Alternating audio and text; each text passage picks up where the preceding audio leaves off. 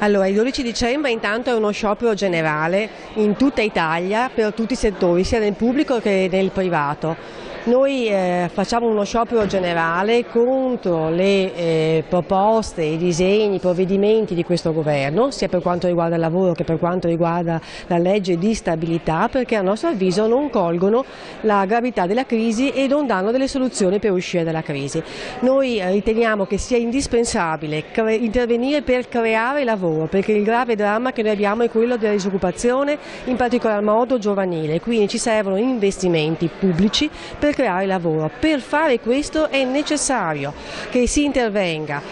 sulla fiscalità per recuperare le risorse e le ricchezze in chi ce l'ha, facendo anche un'operazione di distribuzione, di uguaglianza, perché l'Italia è un paese molto iniquo. In questi anni di crisi i poveri sono diventati sempre più poveri, la classe media si è impoverita, si è perso il lavoro e chi invece ha ricchezze e la finanza si sono arricchiti in questi anni. Quindi dobbiamo intervenire con un piano straordinario per il lavoro, dobbiamo intervenire creando degli ammortizzatori sociali che siano veramente universali, quindi si rivolgono a tutto il mondo del lavoro, anche quella parte di lavoro che è precario, quindi in particolar modo ai giovani, e soprattutto bisogna intervenire con una riforma del lavoro che metta fine alle forme